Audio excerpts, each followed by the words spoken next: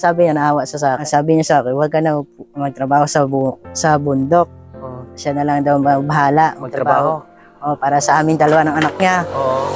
Nabalitaan ko na lang, nandun na sa bahay na lalaki. Sana masaya siya ngayon. At sana mas mahigit ang lalaki, mas mahigit magmahal kaysa sa akin. Oy. Kasi sayang din ang 7 years namin pagsasama. Binigyan ka ng ganyang pagsubok dahil alam niyang kaya mo. Ngayon mga kababayan, nandito na tayo sa lugar kung saan ay dito nakatira yung mag-ama na sinasabi po natin na iniwan po ng kanyang asawa. At sabi na po ng mga tao dito, ay ang sinamahan daw po ay vlogger. Alamin po natin mga kabayan kung totoo po ba, no? At tingnan natin yung kanyang sitwasyon ngayon. Ilang balik na po tayo dito, pero hindi natin sa timingan po mga kabayan. Ngayon, binalikan po natin at nandito nga po sila. Ito po ngayon, si Kuya. Anong pangalan mo, Kuya? Ruby, si Ruby. Ruby. O tawagin nating Imok. Oo. Ilang taon na po kayo? 27. Kamusta naman yung buhay natin? Medyo hirap kay siyempre PWD, hindi makahanap ng trabaho. Tapos mahirap din pumasok kay isang PWD din. Tapos walang mapasukan. Wala kang mapasukan ng trabaho. Wala. Yan po mga kabayan, ito yung bahay nila ngayon. Yan, maglalakad sila, ganyan. Kasi medyo hindi masyado makakita si Kuya Imok. Ito yung bahay po nila. Gaano na kayo katagal ditong nakatira? Kuya Mga Imok? higit 2 taon pa lang. Kasi doon kami sa kabila eh. Kayo lang dalawa dito ng anak mo? Oo. Gaano nakatagal na iniwan kayo ng misis mo? Mga higit na 3 buwan. Bago pa lang. Bago pa lang pala. Kaya to siya pumasok sa kasambahay. Kay sa Sipalay. Dito lang din? Dito lang din. Tapos? Kaya ang sabi niya sa akin, kasi ako dati nag-uuling. Nagtatrabaho sa bundok. Tapos uwi sa bahay, may mga sugat-sugat. Kasi patalim ang gamit. Naawa, ang sabi niya, naawa siya sa akin. Ang sabi niya sa akin, huwag ka na magtrabaho sa bundok. Siya na lang daw bahala magtrabaho. Para sa amin dalawa ng anak niya. Sa umpisa, medyo okay. Umabot ng mga 7 buwan, dyan na. Hindi na siya umuwi dito sa inyo? Umuwi siya, naghatid ng damit. Dahil sabi niya, natanggal daw siya sa trabaho. Umaga, umuwi. Pero pagkahapon, bumalik. Bumalik siya sa, may pasukan daw. Ayun na, hindi na siya umuwi pagka bukas. Nabalitaan ko na lang, nandun na sa bahay na lalaki. Ano po? Nabalitaan ko na lang sa bahay na ng lalaki. Alam mo yung lugar kung saan sila nakatira? Hindi rin yung sakto address sinasabi nila. Paano itong anak mo ngayon? Kamusta ka, Day? Ilang taon na siya? Mag-6 na taon. Kamusta naman ganito yung sitwasyon nyo ngayon? Siyempre, mga sideline, sa mga garden, magbubunot ng damo. Pero nakakaaninag pa kayo? Oo. Hindi lang masyado pag doon malayo, hindi na rin. Pero pag dito, at saka pag halimbawa, dyan ka, tapos dito ako,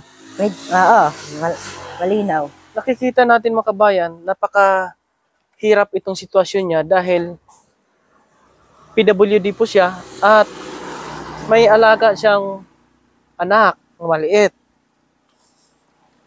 Mahirap ito, nawala kang kasama sa buhay, no, Kuya? Yung pang-araw-araw nyo dito, sino ang nagsusupport sa inyo? Pagkain, bigas?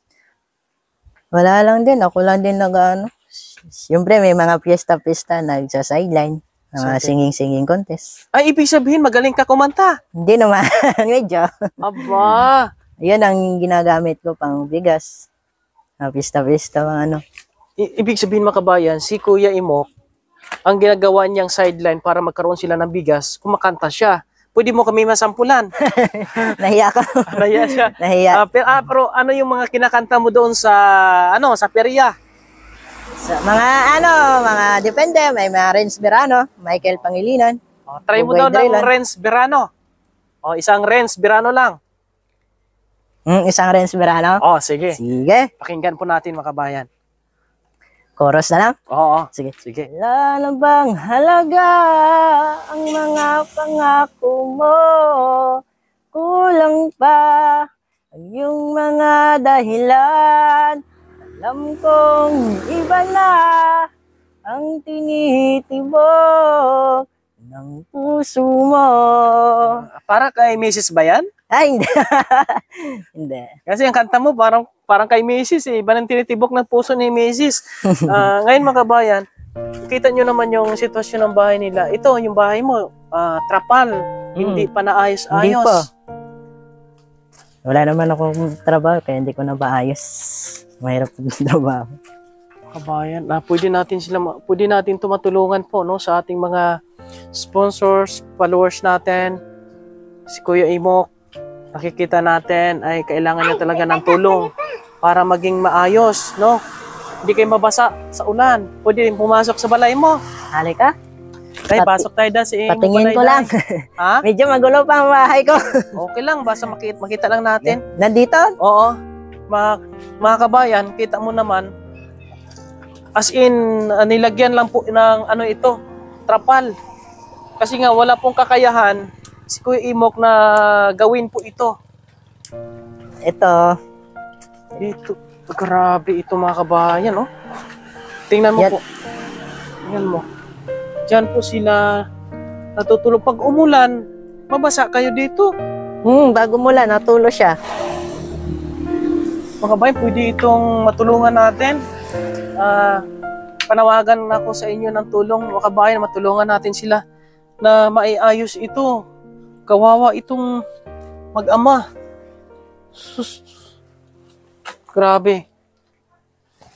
Pag naulan. Kumain na kayo? Kumain na ang bata? Tapos na. Anong ulam nyo? Wala.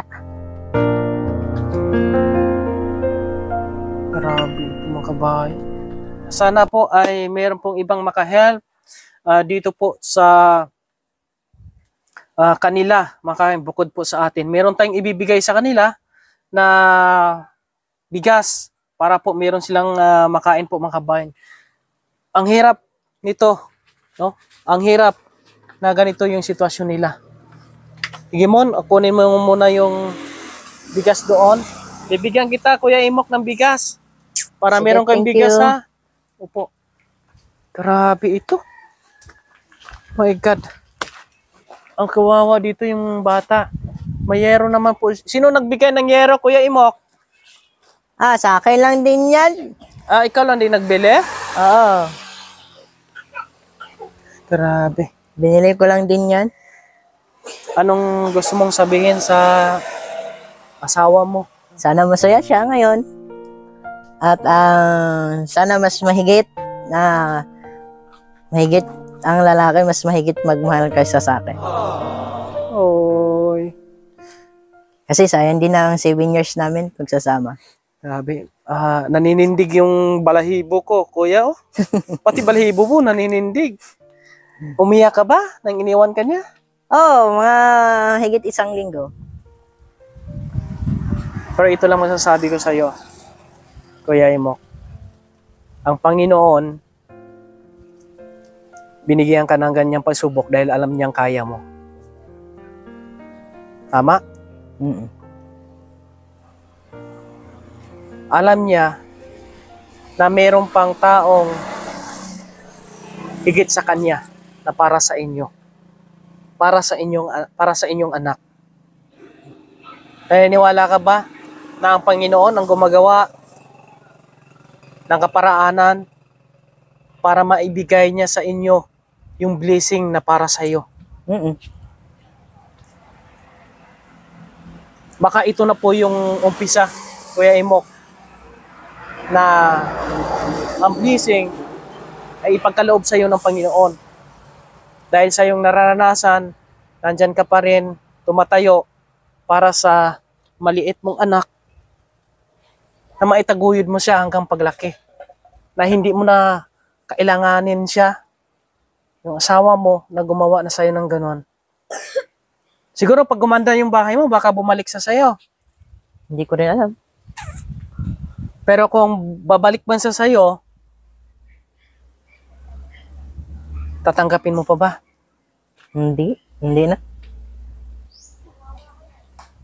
Hindi na. Hindi na rin. Anong gusto mong sabihin sa lalaki na kasama niya ngayon? Siguro alam niya na meron siyang na merong pamilya, yung babae at merong anak. Anong gusto mong sabihin sa kanya? Masasabi ko lang sa lalaki, ingatan niya ang babae, ingatan niya.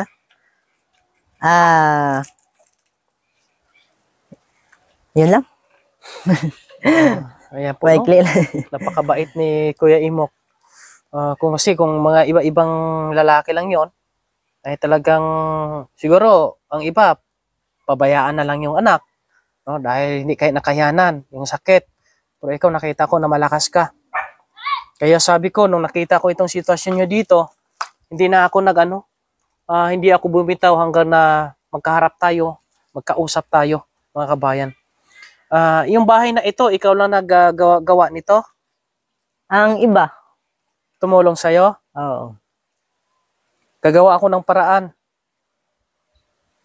Tutulungan ka namin. Ayusin natin yung bahay mo. Ha? Lagyan natin ng dingding yan. Kahit amakan.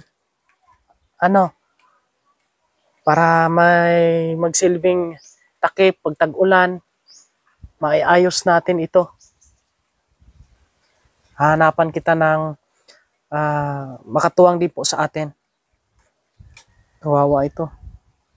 Day, ipangita mo imo mama, Day. Ay, hindi niya na hinahanap yung niya. Day, nga hindi mo na napakita si mama. Ha? Alam niya na? Alam niya na iniwan na siya? Medyo. So, naiyak ako dito sa sitwasyon nila, mga kabayan ni Kuya.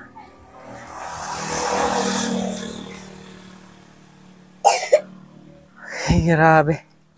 Ang hirap huminga sa ganitong sitwasyon po, mga kabayan. Tulungan niyo ako. Tulungan natin sila. Para sa bata, oh. Sa musmus niyang edad.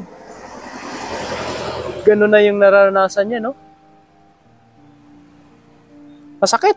Masakit yan, no? Para sa isang anak, lalo pag lumaki ito. Sana makonsensya sa Kuya Imo. Kahit isipin na lang yan yung anak niya, no?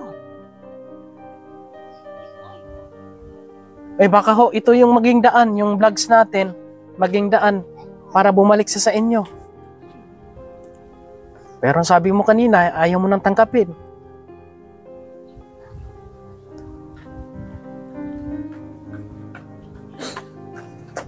Pero yung sinasabi ng mga tao dito, hindi po totoo na sumama sa vlogger. Hindi ko lang alam kasi ang fiesta nun sa Sipalay. Fiesta nun, nung pag namin, wala yan. Fiesta nun, may mga perya-perya. Baka doon sila nakikita. O yung nagsasama pa kami o nagkikita na sila, hindi ko lang alam. Grabe ito, mga kabayan. Ito na po, no? Hindi po alam ni Kuya Imok kung totoo bang vlogger ang sinamahan ng kanyang asawa. Kaya ngayon, nandito tayo bilang isang charity vlogger para po matulungan sila dito. Kuya Imok, may bigas akong ibibigay sa iyo. Konsumo ninyo, ha? Yan, 3 bags. Bigay mo kay Imok. Pasok mo doon sa loob ng bahay. Day, pasok ka, Day. Sa balay mo, Day. Pasok. Sige to. Pasok mo na doon. Grabe itong sitwasyon nila dito, mga kababayan.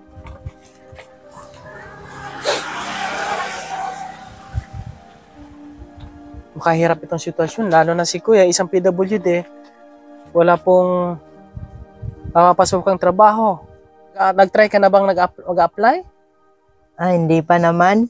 Pero sinasabi ng iba na hindi daw pwede apply ang isang PWD. Hindi ko pa naman nasubukan. Baka mayroong trabaho na pwedeng applyan. Hindi ko rin din hindi pa ako nakatry. Dito po mga kabayan. Ano ba yung mga iba pang alam mong trabaho, Kuya? Kung ano lang mga simple. Mga simple lang. Kawawa dito yung bata, no? Kailangan ito ang pinakauna dito mga kababayan na maayos, ma-secure po yung mag-ama dito, no? Kita mo naman yung sitwasyon nila, oh. Trapal. Oh my God. Balik-balikan kita dito hanggang na maayos natin to ang sitwasyon mo dito, ha, Kuya? Ayusin natin tong bahay mo. Okay naman, may poste na. Ikaw gumawa niyan? Hindi. Tinulungan ka rin dito sa paggawa? Oo. Sige, ipaayos natin yan. May mga kahoy man tayo dito makuha siguro. Bili talaga tayo ng kahoy. Para malagyan natin ng dingding. Ano? Nakabayan, no? May yero naman dito. Wala nang problema sa yero. May yero naman po mga kabayan. Grabe. Nakakalungkot itong sitwasyon nila. Mga kabayan, no? Hanggang dito lang po muna yung ating pong update. At naway ay meron pong ibang makatulong po dito kila Kuya. Kanina, hindi ko maiwasan na maging emotional din dahil nga sa naawa ako dito sa bata. Lalo si Kuya, hindi naman po totally normal yung kanyang pagkatao kasi nga isa po siyang PWD. Mahirap ito para sa kanya, mga kabayan. Bibigyan din kita ng pambibili mo ng ulam, ha? Mamaya. Pambili mo ng ulam, Kuya. Thank you. Salamat. Huwag ka mag-alala. Nandito na si Kuya Raymond. Nakita ka na. Matutulungan-tulungan ka namin. Hindi lang si Kuya Raymond makatulong sa'yo. Meron pang iba po, no? Sa mga kababayan natin, naway, meron pang ibang makatulong dito. Lalo na ma-secure natin sila sa maging maayos yung bahay po nila, mga kababayan, para sa mag-amang ito. Sa ating mga sponsors, salamat sa inyong suporta. Naway, tulungan na rin ako dito para dito sa kanila. Ito yung mission na ating pong tutukan na ngayon dahil naawa tayo dito sa bata po, mga kababayan. Shout out po sa ating mga kaibigan, sa ating mga subscribers, followers, pakishare yung ating video para po may ibang makakita at makatulong din po dito sa kanila, mga kabayan. Pakisubscribe din po ang ating YouTube channel, ang ating Facebook page. Paki-follow Kuya Raymond Agos at shout out sa inyong lahat. Kay Kuya Val Santos Matubang, shout out sa inyo dyan. Sa ating mga sponsors, kay Ate Rosalinda Obero, Ate Melda Viane, kay Ate Lynn Castor, Ate Minda Lacso, kay Ate Esther, ayan, kay Ate Pat, no? Sa lahat po ng ating mga kaibigan, maraming salamat.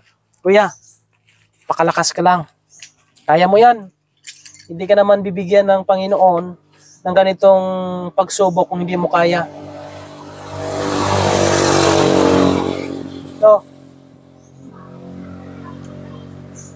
Nandito ako si Kuya Raymond na aalalay sa iyo. Tutulong sa iyo sa abot ng aking kakayahan. No. Ito, pagka maging okay na, makahanap ako ng budget, linisin natin itong bahay mo, dingdingan natin, lagyan natin ng yung mamuhay ka ng normal, at yung hindi masyadong mahirap, no? Hindi tulad nito.